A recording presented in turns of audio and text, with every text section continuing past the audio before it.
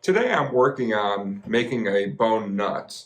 When I cleaned off the neck to do the inlays, I removed the frets, I removed the inlays, and then I removed the nut. And the original nut is just this plasticky type of material. And what I decided to do was to make my own bone nut. And so off camera, what I've done was just take a piece of 120 grit sandpaper and file down the bone nuts until it was approximately the same width. And this is, one of those areas where having, digital calipers is really helpful. Here, the original nut is 0.1725 inches. And so the bone nut came about 0.2 inches. And so I just, sanded it down until now this one is 0.176 inches. And so that's very close. And what you can keep doing is really just test the slot that's already here. And this nut fits really snug in the slot that's already there. And so what you can see here is obviously, this blank is way too large for the nut. And so what I'm going to do now is use the old nut and just kind of trace around to use this as a template. And so that's what's going to help me reduce my bone blank into something more reasonably sized. Then once I get this full size on here, then I can start putting in the nut slots and we can string up this guitar and see how it sounds. All I'm doing here is using a regular pencil just to kind of trace around this. Although I did the original sizing using sandpaper, once I draw this in, I'll probably end up using my spindle sander at least to roughly take this down. One thing to keep in mind is bone has a very unpleasant smell when you're sanding, and so I guess you should always probably wear a mask when you're sanding, but you definitely also want to wear a mask while you're doing this rough shaping.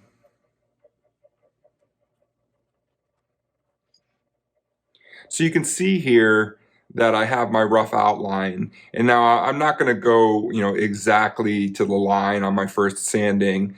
I want to, be sure I leave plenty of space, and then once I'm putting this nut here in its actual slot, then I can kind of shape it in place. And so now we'll take it over to my spindle sander and make quick work of this.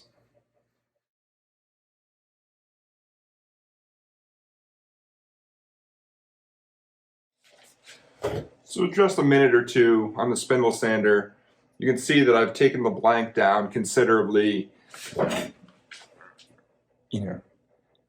Still bigger than the original one, but I want to leave some extra room to account for the larger frets and just to really be able to custom fit it to the neck. And so what I'm going to do now is fit this into place. And it's just going to be held in place by friction, which is, more than enough. Since I used my calipers, I was able to figure out exactly how much of a gap that I had. And so when I slide this in here and just use it from kind of a friction fit perspective, if you look on the sides here, the nut's still a little bit wider than the neck. Which is fine. And now what I can do is actually go through, put the bridge back on this so that I can, string this up, and then we can start marking off the areas for the string positions and make sure everything is lined up correctly on the neck. As I move towards restringing this guitar, it occurred to me that the original nut has the slot spacing on it. And so what I'm going to do is actually just line this up right here, mark the string spacing from the original nut. Obviously the guitar was like that for 70 years. Should be a pretty reasonable approximation. And so I'll hold the nut in place there. I'll mark the string slots from the old nut. I'll probably use, I don't have it on my bench right now, but just use maybe the fretting slot saw to lightly score those areas in. and then I can start to really finalize kind of the size of the nut before then restringing it up.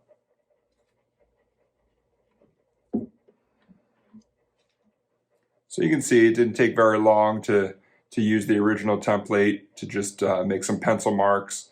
So I'll go over this now with my fretting saw, and then I'll probably end up trimming the neck blank, the nut blank, a little closer to the final dimensions, and then probably securing it to the neck.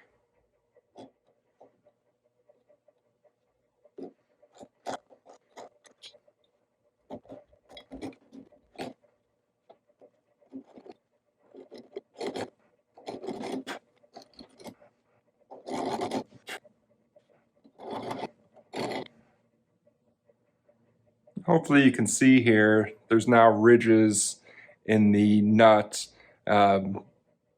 which will give me, just a little bit of an indicator of where to put the string. I'll end up using the proper sized nut slot gauges to actually go through and carve the proper both width and depth into the nut. But this is a pretty good shape, and so now I can, put it back on the neck, mark it up, and then smooth out the sides a little bit.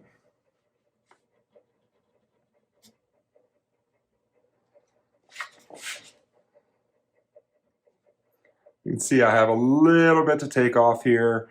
I'm probably just going to do this with my sanding block so that I don't risk chipping anything or any other kind of breakage.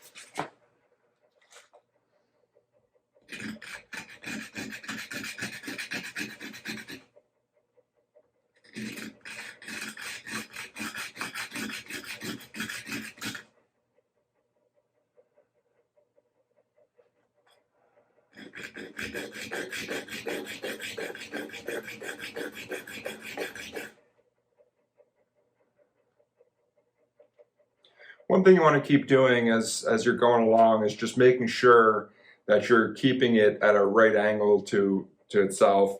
When you're using just a piece of sandpaper like this, it's very easy to kind of rock to one side or the other. And so every couple of passes, I just kind of eyeball it and see if it looks like there's an even amount. This side's actually a little bit longer, and so I need to just whittle that down a little bit. Just kind of keep going back and forth until you get the shape that you're looking for.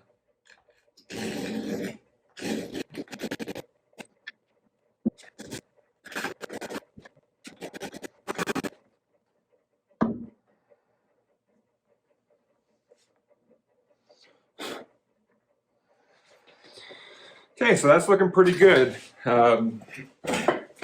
This nut is now much closer in width to the actual neck, and so what I'm going to do now is just put one drop of super glue to hold the nut in place while I'm doing the other work.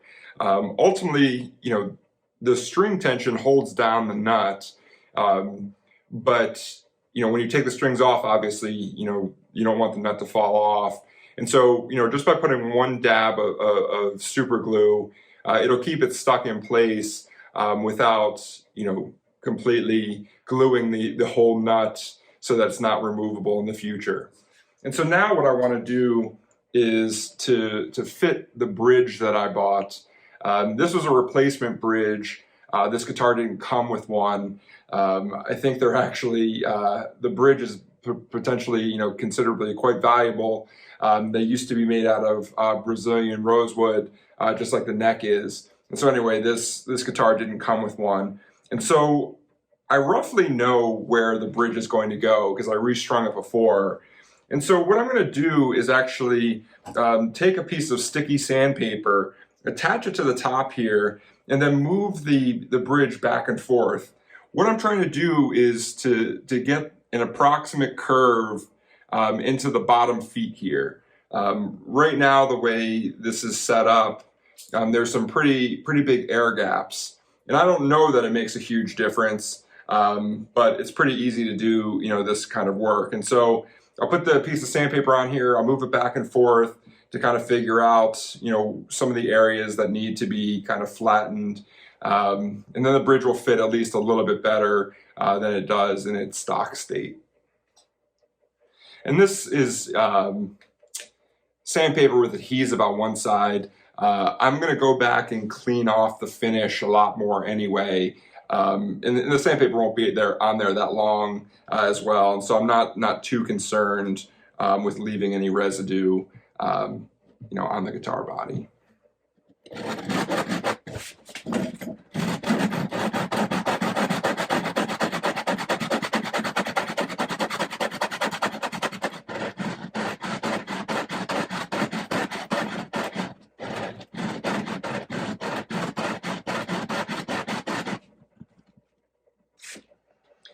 The way that I can tell, let's see if I can bring the camera over here. The way that I can tell that this is starting to work better is when you're looking down here, as the feet get flatter, these bars actually get wider. And so, you know, that's what I'm looking at when I'm trying to figure out whether or not the bridge is getting flatter or not.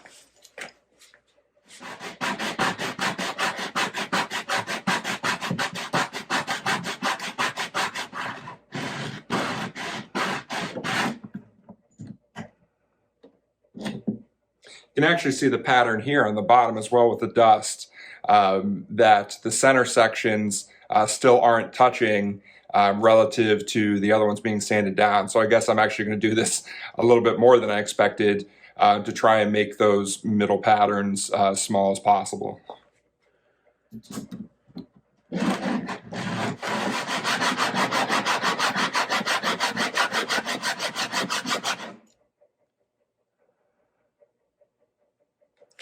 So there you go, that's pretty good. The one on the right side here is completely sanded down. There's still a little bit of a gap on the left side, so a couple more strokes. And then I'll take the sandpaper off and start reattaching some of the hardware.